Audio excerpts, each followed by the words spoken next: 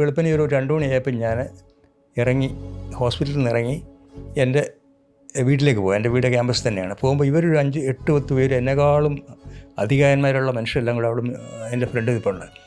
ഞാൻ വിചാരിച്ചു എന്നോട് വഴക്കുണ്ടാക്കാൻ വരുമോ, തല്ലാൻ വരുമല്ലോ ആണെന്ന് വിചാരിച്ചു. അപ്പോൾ ഡോക്ടറെ തന്നെ വിളിച്ചു. ഞാൻ ചെന്ന് എന്താണ് എന്ന് ചോദിച്ചു. ഡോക്ടർ ഞങ്ങളുടെ കൂടെ ഒരു ഫോട്ടോ എടുക്കാനാണെന്ന് പറഞ്ഞു. ഞങ്ങൾക്കൊരു ഫോട്ടോ വേണം ഡോക്ടറുടെ കൂടെ എന്ന് പറഞ്ഞു. അപ്പോൾ ഞാൻ വിചാരിച്ചില്ല, ഇത് നമ്മൾ ഇത്രയും ചെയ്തത് പ്രയോജനം ഉണ്ടായല്ലോ. കുഞ്ഞിന് പ്രയോജനം തന്നെയല്ല, ഫാമിലിക്കും ഹാപ്പിയാണ്. ഇത്രയും ചെയ്തിട്ടും അവർക്ക് നമ്മളോടൊരു ദേഷ്യമോ, എന്താണ് ഡോക്ടറെ ഇങ്ങനെ പിന്നെയും പിന്നെ ഈ കൊച്ചിനെ ഇട്ട് ഓപ്പറേഷൻ ചെയ്യുന്നത് എന്നൊരു ചോദ്യം ചോദിക്കാതെ നമ്മളുടെ പ്രയാസം, നമ്മുടെ കഷ്ടപ്പാട്, ഈ കുഞ്ഞിൻ്റെ ജീവന് വേണ്ടി നമ്മൾ കഷ്ടപ്പെടുന്ന ആ കാര്യം അവർ മനസ്സിലാക്കി. ഡോക്ടറുടെ കൂടെ ഒരു ഫോട്ടോ വേണം. ആ ഫോട്ടോ എൻ്റെ കയ്യിൽ ഇരിപ്പുണ്ട്. ഞാനതൊന്ന് രാവിലെ കണ്ടത്, അതുകൊണ്ടാണ് ഇത് പറയുന്നത്. അത് കഴിഞ്ഞ് ഞാൻ വീട്ടിലേക്ക് പോവാണ്. ഭക്ഷണം കഴിച്ചിട്ടില്ല, വൈകിട്ടത്തെ ഭക്ഷണം 2 മണി കഴിഞ്ഞ് വെളുപ്പിനെ. അങ്ങോട്ട് പോകുമ്പോൾ ഡോക്ടർ വാ ഞങ്ങളുടെ കൂടെ ബിരിയാണി കഴിക്കുക എന്ന് പറഞ്ഞ് അവരുടെ രീതിയിൽ തറയിൽ കാർപ്പറ്റൊക്കെ ഇട്ടിരുന്ന് ബിരിയാണി കഴിക്കുകയാണ്. ഞാൻ പറഞ്ഞു എനിക്ക് വേണ്ട, ഞാൻ വീട്ടിൽ പോയി കഴിച്ചോളാം എൻ്റെ ഭക്ഷണം. അങ്ങനെ പോയി. 45 വർഷത്തെ നിങ്ങളുടെ എക്സ്പീരിയൻസിന്റെ ഇടയിൽ ഒരുപാട് സർജറീസ് ചെയ്തിട്ടുണ്ടാവും. പക്ഷെ ഇത് എത്ര കാലം കഴിഞ്ഞാലും മറക്കില്ല എന്നുള്ള ചിലപ്പോൾ ഒരു സർജറി ഒക്കെ കാണുമല്ലോ, അല്ലെങ്കിൽ ചിലപ്പോൾ കുറേ കാണുമായിരിക്കും. ബട്ട് സ്റ്റിൽ ഞാൻ ഒരു സർജറി ചോദിച്ചാൽ ഏതാ പറയാം? അങ്ങനെ അനേകം സർജറികൾ ഉണ്ടായിട്ടുണ്ട്. എനിക്കൊരു സർജറി പ്രത്യേകിച്ച് എൻ്റെ മനസ്സിൽ നിന്ന് പോകാത്ത, ഇന്ന് രാവിലെ ഞാൻ എൻ്റെ ഫോൺ എടുത്ത് നോക്കിയപ്പോൾ അതിലെ ഒരു പടം കണ്ടു. അത് കണ്ടുകൊണ്ടാണ് ഞാനിത് മറക്കാതിരിക്കുന്നത്. ഇപ്പോൾ ഒരു മസ്കറ്റിലായിരുന്നപ്പോഴും, മസ്കറ്റ് ഞാൻ 26 വർഷം ഉണ്ടായിരുന്നു, ഞങ്ങൾ ഒന്നിച്ച് അവിടെ വർക്ക് ചെയ്തിരുന്നു. കുവൈറ്റ് വാറിൻ്റെ സമയത്താണ് മസ്കറ്റിലേക്ക് ചേഞ്ച്. അവിടെ പീഡിയാട്രിക് ഹാർട്ട് സർജറി തുടങ്ങുന്നത് ഞാനാണ്.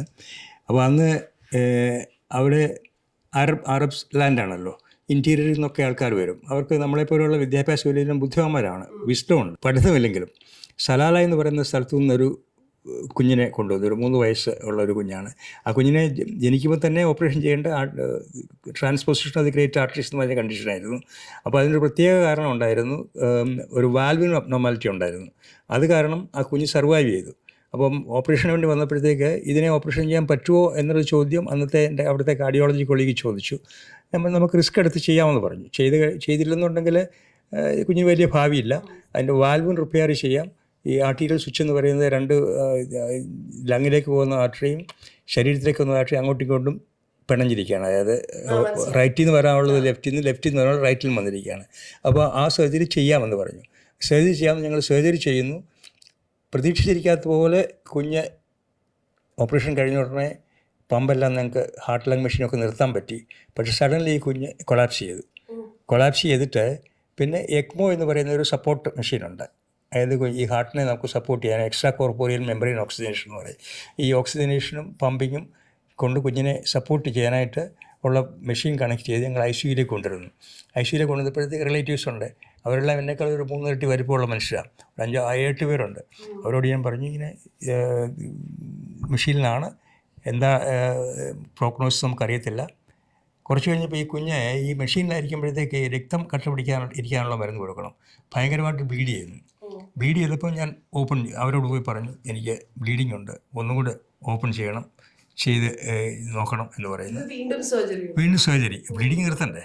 അപ്പോൾ പിന്നെയും ചെയ്ത് കഴിഞ്ഞിട്ടും ബ്ലീഡിങ് നിൽക്കുന്നില്ല.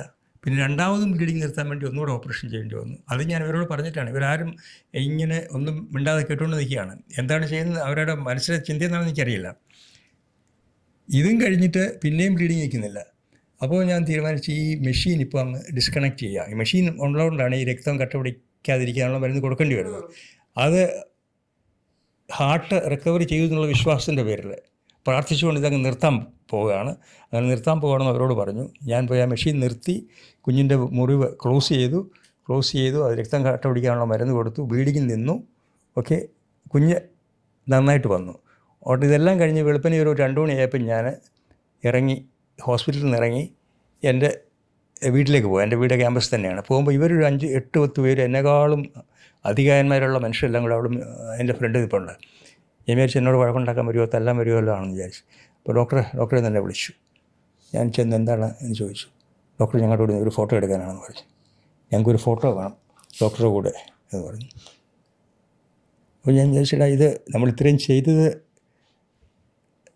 പ്രയോജനം ഉണ്ടായല്ലോ. കുഞ്ഞിന് പ്രയോജനം തന്നെയല്ല, ഫാമിലിക്കും ഹാപ്പിയാണ്. ഇത്രയും ചെയ്തിട്ടും അവർക്ക് നമ്മളോടൊരു ദേഷ്യമോ എന്താണ് ഡോക്ടറെ ഇങ്ങനെ പിന്നെയും ഈ കൊച്ചിനെ ഇട്ട് ഓപ്പറേഷൻ ചെയ്യുന്നത് എന്നൊരു ചോദ്യം ചോദിക്കാതെ നമ്മളുടെ പ്രയാസം, നമ്മുടെ കഷ്ടപ്പാട്, ഈ കുഞ്ഞിൻ്റെ ജീവന് വേണ്ടി നമ്മൾ കഷ്ടപ്പെടുന്ന ആ കാര്യം അവർ മനസ്സിലാക്കി. ഡോക്ടറുടെ കൂടി ഒരു ഫോട്ടോ വേണം. ആ ഫോട്ടോ എൻ്റെ കയ്യിൽ ഇരിപ്പുണ്ട്. ഞാനത് രാവിലെ കണ്ടത്, അതുകൊണ്ടാണ് ഇത് പറയുന്നത്. അത് കഴിഞ്ഞ് ഞാൻ വീട്ടിലേക്ക് പോവാണ്. ഭക്ഷണം കഴിച്ചിട്ടില്ല, വൈകിട്ടത്തെ ഭക്ഷണം 2 മണി കഴിഞ്ഞ് വെളുപ്പിനെ. അങ്ങോട്ട് പോകുമ്പോൾ ഡോക്ടർ വാ ഞങ്ങളുടെ കൂടെ ബിരിയാണി കഴിക്കുക എന്ന് പറഞ്ഞ് അവരുടെ രീതിയിൽ തറയിൽ കാർപ്പറ്റൊക്കെ ഇട്ടിരുന്ന് ബിരിയാണി കഴിക്കുകയാണ്. ഞാൻ പറഞ്ഞു എനിക്ക് വേണ്ട, ഞാൻ വീട്ടിൽ പോയി കഴിച്ചോളാം എൻ്റെ ഭക്ഷണം. അങ്ങനെ പോയി. ആ ഒരു സംഭവം എൻ്റെ മനസ്സിൽ ഇപ്പോഴും. അതുപോലെ അനേകം ഓപ്പറേഷൻസ് എനിക്ക് ഓർക്കാനുണ്ട്. എല്ലാം പറയാൻ ഇപ്പോൾ സമയമില്ലാത്തതുകൊണ്ട് പറയുന്നത്. ആ കുഞ്ഞിപ്പോൾ അഡൽട്ടായി കാണും. എനിക്ക് പല പ്രാവശ്യം അവിടെ മസ്കിറ്റ് വെച്ചുണ്ടായ അനുഭവം എന്ന് പറഞ്ഞാൽ, ഞാൻ ഷോപ്പിംഗ് സെൻറ്ററിലോ അല്ലെങ്കിൽ കാർ റിപ്പയർ ചെയ്യുമ്പോൾ ഒരു വലിയ താടിയും തൊപ്പിയൊക്കെ വെച്ച് അറബ് വേഷത്തിലുള്ള ഒരു ചെറുപ്പക്കാരൻ വന്നിട്ട് ഡോക്ടർ എന്നെ ഓർമ്മയുണ്ടോ എന്ന് ചോദിക്കും. എനിക്ക് ഓർമ്മയില്ല. ഡോക്ടർ എന്നെ എനിക്ക് 3 മാസമായപ്പോൾ എനിക്ക് ഓപ്പറേഷൻ ചെയ്താൽ എന്ന് പറയുന്ന അനുഭവം ഉണ്ടായിട്ടുണ്ടത്. അപ്പോൾ അതുപോലെ ആ കുട്ടി ഇപ്പോൾ പ്രായമായി കാണണം. ഞാനവരെ 2000 പിന്നെ ഫോളോ അപ്പ് കൊല്ലങ്ങളോടെ കണ്ടുകൊണ്ടിരുന്നതാണ്. ഇപ്പോൾ 2016 കഴിഞ്ഞ പിന്നെ കണ്ടിട്ടുണ്ട്. ഓക്കെ. അതെ. ഇതിന് വേറെ ഒരു ഡയമെൻഷനിൽ എന്ന് പറഞ്ഞാൽ, ഇപ്പം ഡോക്ടർ ജോൺ ഹൃദ്യം പ്രോഗ്രാമിനെ കുറിച്ച് പറഞ്ഞു. ഹൃദ്യം പ്രോഗ്രാം 2017 ഇവിടെ നിലവിൽ വന്നുള്ളൂ. അതുവരെയുള്ള കാലത്ത് കേരളത്തിനെ മാറ്റി നിർത്തിയാൽ ബാക്കി സ്റ്റേറ്റുകളിലും ഈ ഹാർട്ട് ഡിസീസ് ഡയഗ്നോസ് ചെയ്യുന്ന കുഞ്ഞുങ്ങൾക്ക് ട്രീറ്റ്മെൻറ്റിന് ഫണ്ട്സ് ഉണ്ടാകുക എന്ന് പറയുന്നത് വളരെ ബുദ്ധിമുട്ടുള്ളൊരു കാലമാണ്. ഇപ്പോൾ കേരളത്തിൽ അതിനകത്തൊരു വലിയ ഇനിഷ്യേറ്റീവ് നടത്തിയ മലയാളം മനോരമയായിരുന്നു. ഇപ്പം ഞാൻ മദ്രാസ് മെഡിക്കൽ മിഷൻ്റെ പീഡിയാട്രിക് കാർഡിയോളജി ചീഫായിരുന്നു 10 വർഷം. അപ്പോൾ ആ സമയത്ത് മദ്രാസ് മെഡിക്കൽ മിഷൻ മനോരമയും കൂടി ചേർന്ന് ഒരു പ്രോഗ്രാം തുടങ്ങി. അത് ഇപ്പോഴും കണ്ടിന്യൂ ചെയ്യുന്നുണ്ട്. അപ്പോൾ അന്ന് ഈ എല്ലാ ജില്ലകളിലും ഞങ്ങൾ ഓരോ ക്യാമ്പ് നടത്തി അവിടുന്ന് ആളെ എടുക്കുകയായിരുന്നു. ഇപ്പോൾ ഒരു ജൂണിലാണ് ഇത് തുടങ്ങുന്നത്, 2004. ഈ 2005 ജനുവരി മുതലാണ് ഇത് തുടങ്ങാനിരിക്കുന്നത്. അപ്പോൾ അതിൽ ആദ്യത്തെ ക്യാമ്പ് ഭരണങ്ങാനത്തായിരുന്നു. അപ്പം ഞാൻ അവിടെ മദ്രാസിൽ നിന്ന് ഭരണങ്ങാനത്ത് വന്ന് അവിടെ ഒരു കുഞ്ഞിനെ കണ്ടപ്പോൾ ഞാൻ കണ്ട കുഞ്ഞ് വളരെ ക്രിറ്റിക്കലി ഇല്ലാണ്. ഇപ്പം ഞങ്ങൾ ജാനുവരിയിലാണ് ഓപ്പറേഷൻ ചെയ്യാൻ പോകുന്നത്. ഈ കുഞ്ഞ് അതുവരെ ജീവിക്കത്തില്ല. അപ്പോൾ 6 മാസം മുമ്പേ ക്രിറ്റിക്കലി ഇല്ലായിട്ടുള്ളൊരു കുഞ്ഞ് എൻ്റെ മുമ്പിലുണ്ട്. ഈ കുഞ്ഞിൻ്റെ പേരൻസിനോട് ഞാൻ എന്ത് പറയും? ഇപ്പം ഞാൻ അന്ന് ഈ മനോരമയുടെ ശ്രീ കെ എം മാത്യു ആണ് ഇതിലുള്ള അദ്ദേഹത്തോട് പറഞ്ഞു. അദ്ദേഹം പറഞ്ഞു കുഞ്ഞിനെ ഇപ്പോൾ തന്നെ കൊണ്ടുപോയി ഇപ്പോൾ തന്നെ തുടങ്ങിക്കുള്ളൂ, ഇതാണ് നമ്മുടെ ഇനോഗ്രേഷൻ എന്ന് പറഞ്ഞു. ഞങ്ങൾ കൊണ്ടുപോയി ആ കുഞ്ഞിനെ ഓപ്പറേറ്റ് ചെയ്തു. അത് പറയാൻ കാരണം 3-4 വർഷം മുമ്പ് ജീൻസും ടോപ്പും ഒക്കെ ഇട്ട് മിടുക്കിയായിട്ടുള്ളൊരു പെൺകുട്ടി എൻ്റെ വീട്ടിൽ ഒറ്റയ്ക്ക് കയറി വന്നു കോട്ടയത്ത്. എന്നിട്ട് എന്നോട് ചോദിച്ചു, ജോൺ സാർ പറഞ്ഞു സാറിന് എന്നെ ഓർമ്മയുണ്ടോ എന്ന് ചോദിച്ചു. ഞാൻ പറഞ്ഞു ഇല്ല മോളെ, സാറ് എന്നെ ഭരണങ്ങാനത്ത് കണ്ടിട്ട് പോയി ഓപ്പറേഷൻ ചെയ്തതാണ് എന്ന് എൻ്റെ അമ്മ പറഞ്ഞിട്ടുണ്ട് എന്ന് പറഞ്ഞു. അപ്പോൾ ഞാൻ പറഞ്ഞു വളരെ സന്തോഷം. ആ കുട്ടി ഇപ്പോൾ കോളേജിൽ പഠിക്കുകയാണ്. അപ്പോൾ ഇത് ഈ ഒരു ബ്ലൂ ബേബീസ് എന്ന് പറയുന്ന ടെറ്റോളജി ഫാലോ എന്ന് പറയുന്ന ഒരു കുറച്ച് ഗൗരവമുള്ളൊരു അസുഖമാണ്. അന്ന് എന്തോ ഒരു ദൈവത്തിൻ്റെ ഇതുകൊണ്ട് ആ ഒരു നിമിഷത്തിൽ അതിനെ കാണാനും ഈ ഔപചാരികതകൾക്ക് കാത്തു നിൽക്കാതെ അതിനെ കൈയോടെ മദ്രാസിലേക്ക് കൊണ്ടുപോയി ഓപ്പറേറ്റ് ചെയ്യാനും, അന്ന് കേരളത്തിൽ തന്നെ ഓപ്പറേറ്റ് ചെയ്യാൻ ഒരു സംവിധാനം ഇല്ല. അപ്പോൾ അതിനെ മദ്രാസിൽ കൊണ്ടുപോയി ഓപ്പറേറ്റ് ചെയ്യാനും ആ കുട്ടി നോർമലായിട്ട് സർവൈവ് ചെയ്യാനും അത് കഴിഞ്ഞ് മിടുക്കിയായിട്ടുള്ളൊരു പെൺകുട്ടിയായിട്ട് വന്ന് കാണാനും സാധിച്ചു എന്നുള്ളത് വളരെ വലിയൊരു കാര്യമാണ്. അപ്പൊ ഈ ശരിക്കും ഈ ഹൃദ്യം പരിപാടി വെച്ചിട്ട് ഇപ്പൊ ആളുകൾക്ക് ഫ്രീ ആയിട്ട് അത് ചെയ്യാലോ. അതിന് മുന്നേ ഈ ഹാർട്ട് സർജറിക്ക് എത്ര എക്സ്പെൻസ് വരുമായിരുന്നു? ഓൾമോസ്റ്റ് ഒരു ആവറേജ് 2 to 3 lakhs വരും. അപ്പോൾ അത് മിക്കവാറും പേരൻസിന് അഫോർഡ് ചെയ്യാൻ സാധിക്കില്ല. ഈ മുതിർന്ന ആളുകൾക്ക് അസുഖം വരുമ്പോഴത്തേക്ക് അവരൊന്നുമില്ലെങ്കിലും ലോകം കുറച്ച് കണ്ടതാണ്. ഇപ്പം നമ്മളൊരു യങ് കപ്പിളിനാണ് ഒരു കുഞ്ഞുണ്ടാകുന്നു, ആ കുഞ്ഞിനൊരു അസുഖം ഉണ്ടെന്ന് നേരത്തെ എന്നോട് ചോദിച്ചില്ല അവരോട് എങ്ങനെ ഇത് പറയുന്നു. ഇപ്പം ഇത് പറഞ്ഞു കഴിയുമ്പോൾ ഷോക്ക്ഡായിട്ടിരിക്കുന്ന പേരൻസാണ് അവർ ഈ കുഞ്ഞിന് ട്രീറ്റ്മെൻറ്റിന് പൈസ ഉണ്ടാക്കുക എന്നുള്ളത് സാധിക്കത്തില്ല. അപ്പോൾ അത് കേരളത്തിൽ ഈ ഇന്ത്യയിൽ മൊത്തത്തിൽ ഇപ്പോഴുള്ള വലിയൊരു പ്രശ്നമാണത്. പീഡിയാട്രിക് കാർഡിയക് സർജറിക്ക് ഫണ്ടിങ് ഇല്ല. ഇത് സെൻട്രൽ ഗവൺമെൻറ്റിൻ്റെ പ്രോഗ്രാമിലാണ് കേരളം ഇത് ചെയ്യുന്നതെന്നുണ്ടെങ്കിലും മറ്റ് സ്റ്റേറ്റുകൾ ഇതേ എന്താ പറയണ്ടേ എൻത്യൂസിയാസത്തോടു കൂടി ഇതിനെ കൈകാര്യം ചെയ്തിട്ടില്ല. അതുകൊണ്ട് മറ്റ് പ്രധാനപ്പെട്ട കേരളത്തിൽ ഏറ്റവും കുറവ് കുഞ്ഞുങ്ങളാണ് ഉള്ളതെന്നും കൂടെ ഓർക്കണം. കൂടുതൽ കുഞ്ഞുങ്ങളുള്ള സംസ്ഥാനങ്ങളിൽ ഓർഗനൈസ്ഡ് ആയിട്ടുള്ള ഒരു സംവിധാനം എല്ലാവർക്കും എത്തുന്ന രീതിയിൽ ഇല്ല. അപ്പോൾ അങ്ങനെയുള്ള കുട്ടികൾക്ക് എനിക്ക് അതുകൊണ്ട് ഇത് പീഡിയാട്രിക് കാർഡിയോളജി പ്രാക്ടീസ് ചെയ്യുമ്പോൾ കുറച്ച് ആക്ടിവിസം കൂടി ഇല്ലാതെ പറ്റില്ല. പറ്റില്ല. ഈ കുഞ്ഞുങ്ങൾക്ക് ഫൈറ്റ് ചെയ്യാണ്ട് എല്ലാം എന്നാലേ ഒക്കത്തുള്ളൂ. അപ്പോൾ എനിക്ക് പലതരത്തിൽ സപ്പോർട്ട് കിട്ടിയിട്ടുള്ളത്, ഇപ്പോൾ ഈ കഥ പറഞ്ഞതുകൊണ്ട് ഞാൻ അബുദാബിയിൽ കണ്ടിട്ടുള്ളൊരു കുഞ്ഞ്, അതിൻ്റെ ആദ്യത്തെ സർജറി ഞങ്ങൾ അബുദാബിയിൽ ചെയ്തു, രണ്ടാമത്തെ സർജറി ഫ്രാൻസിൽ ചെയ്തു. ഇപ്പം ഞാൻ മദ്രാസിലേക്ക് വന്നപ്പോഴേ അവരെന്നെ ഫോളോ അപ്പ് ചെയ്യാനായിട്ട് മദ്രാസിൽ വന്നു. ഇന്ത്യൻ പേരൻസാണ്. അപ്പോൾ അത് കഴിഞ്ഞ് അവർക്ക് ബില്ല് കൊടുത്തപ്പോൾ അവർ ഞെട്ടിപ്പോയി. എന്താണെന്ന് വെച്ചാൽ അവർക്ക് വളരെ നിസ്സാരമായിട്ട് തോന്നി ആ ബില്ല്. അവർ സാധാരണ പാരീസിലാണ് പോകുന്നത്. അപ്പോൾ അവർ പാരീസിൽ പോകുമ്പോൾ അവർ പറഞ്ഞ 6,000 to 7,000 euros ആണ് ഒരു കൺസൾട്ടേഷൻ്റെ ബില്ല്. ഞങ്ങളുടെ മദ്രാസിലെ ഹോസ്പിറ്റലിൽ ഇതെല്ലാം കൂടി കഴിഞ്ഞ് 1,500 രൂപയുടെ ബില്ലേ അവർക്ക് ഉണ്ടായിരുന്നുള്ളൂ. അപ്പോൾ ആ ഫാദർ എന്നോട് പറഞ്ഞു, അങ്ങനെ വളരെ ധനികനായിട്ടുള്ളൊരു ബിസിനസ്സുകാരനാണ്, ഞാൻ ബാക്കി പേരൻസിനോട് ഒരു പക്ഷേ ചെയ്യുന്നത് ശരിയല്ല, നിങ്ങളുടെ ചെയ്യുന്ന ഈ ട്രീറ്റ്മെൻറ്റിൻ്റെ ഇത് എൻ്റെ കുഞ്ഞിന് ഇങ്ങനെ ട്രീറ്റ്മെൻറ്റിന് വേണ്ടിയിട്ട് ഇത്ര നിസ്സാരമായ ഇതിന് യൂസ് ചെയ്യുന്നത് ശരിയല്ല. അതുകൊണ്ട് ഡോക്ടർ പറഞ്ഞോളൂ, ഡോക്ടർക്ക് സർജറിക്ക് വേണ്ടി ഒരു കുഞ്ഞിന് പൈസ ഇല്ലാതിരിക്കുന്നുണ്ടെങ്കിൽ ആ കുഞ്ഞിനെ ഞാൻ സപ്പോർട്ട് ചെയ്തോളാം എന്ന് പറഞ്ഞു. എനിക്ക് അപ്പം എൻ്റെ മേശപ്പുറത്തൊരു ഫയൽ ഉണ്ടായിരുന്നു. ആ കുഞ്ഞിനെ ജോൺ സാർ വന്ന് ഓപ്പറേറ്റ് ചെയ്യുകയും കൂടി ചെയ്തു. അവിടെ നിങ്ങൾ അങ്ങോട്ടും ഇങ്ങോട്ടും ഒരാള് കാര്യങ്ങൾ സെറ്റ് ചെയ്യുന്നു, മറ്റേ ആ സമയത്താണ് ഞാൻ മദ്രാസ് മെഡിക്കൽ മിഷനിലെ സുരേഷിനെ ഒരു സർജൻ അവിടെ നിന്ന് പോയി കഴിഞ്ഞപ്പോൾ സർജൻ്റെ അഭാവം ഉണ്ടായി. അപ്പോഴാണ് എനിക്ക് ഞങ്ങളുടെ രണ്ടുപേരുടെയും common teacher doctor George Jacob, അദ്ദേഹം ഇപ്പോൾ കടന്നുപോയി, അദ്ദേഹം എന്നെ വിളിച്ചിട്ട് ഇങ്ങനെ, ഞങ്ങൾ തമ്മിലൊക്കെ പരിചയമില്ല, ഡോക്ടർ ജോർജ് ജേക്കബാണ് ഞങ്ങളെ പരിചയപ്പെടുത്തുന്നത്. ഇങ്ങനെ മദ്രാസ് മെഡിക്കൽ മിഷനിൽ പോയി ഓപ്പറേറ്റ് ചെയ്യാമോ എന്ന് ചോദിച്ചു. ഞാൻ പറഞ്ഞ ആഴ്ചയിൽ 2 ദിവസം പോകാം, അവിടെ വീക്കെൻഡ് 2 ദിവസം, 5 ദിവസം വർക്ക്, 2 ദിവസം വീക്കെൻഡാണ്. അപ്പോൾ അവിടെ വീക്കെൻഡ് 2 ദിവസം ഞാൻ പോയി വർക്ക് ചെയ്യാം. അപ്പോൾ ഞങ്ങളുടെ ഹോസ്പിറ്റൽ ഡയറക്ടറോടും അവിടുത്തെ ഞങ്ങളുടെ ഹെൽത്ത് മിനിസ്റ്ററോടും ഞാൻ പോയി അനുവാദം മേടിച്ചു. ഞാൻ പറഞ്ഞു ഞാനിങ്ങനെ മദ്രാസിൽ ഇങ്ങനെ ചെയ്യണം, അവിടെ ചാരിറ്റി ആയിട്ട് ചെയ്യണം, അവരോട് പേഷ്യൻറ്റിനെ ചാർജ് ചെയ്യുന്നില്ല, ചാരിറ്റി ആയിട്ട് പോകും, അവരെനിക്ക് ടിക്കറ്റ് അയച്ചു തരും. അങ്ങനെ ഞാൻ പോയിട്ട് ചെയ്യാൻ വേണ്ടിയാണ്. അപ്പോൾ അവരെന്നെ അനുവദിച്ചു, ആഴ്ച 2 ദിവസം മദ്രാസിൽ പോയി ഓപ്പറേറ്റ് ചെയ്യുകയാണ്.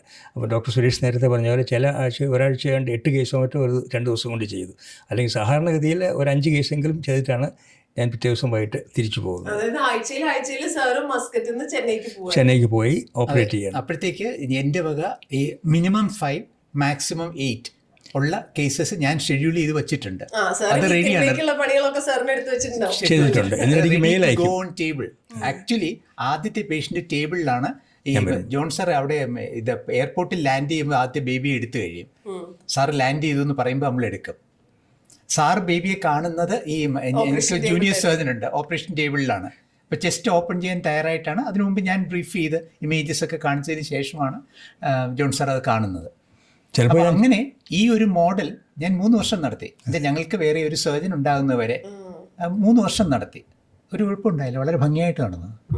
പക്ഷെ അന്നിപ്പോ ഈ പറഞ്ഞ മാതിരി ഇപ്പൊ ഇന്നാണെങ്കിൽ നമുക്ക് ഗൂഗിൾ മീറ്റിലും സൂമിലൊക്കെ കൂടി ഇത് നേരിട്ട് കാണുമോ, നമുക്ക് കാര്യങ്ങൾ അറിയുകയൊക്കെ ചെയ്യും കുഞ്ഞിന്റെ കണ്ടീഷൻ.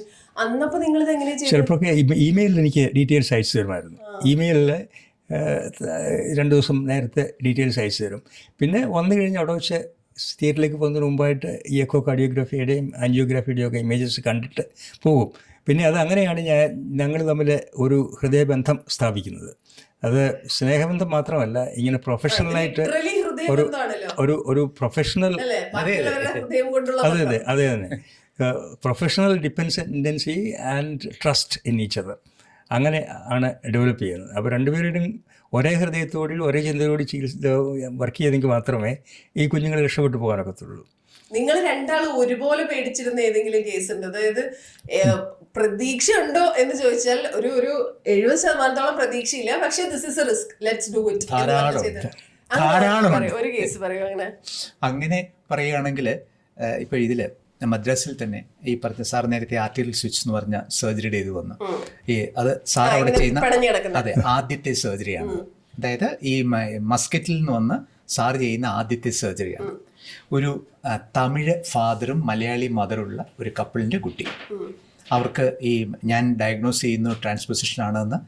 അപ്പം നമുക്ക് ചെയ്യാവുന്ന ഒരു ചെറിയ ഇൻ്റർവെൻഷണൽ ട്രീറ്റ്മെൻ്റ് ഉണ്ട്, കുറച്ച് ദിവസങ്ങൾ കിട്ടാനായിട്ട്. അത് ചെയ്തു വയ്ക്കുന്നു.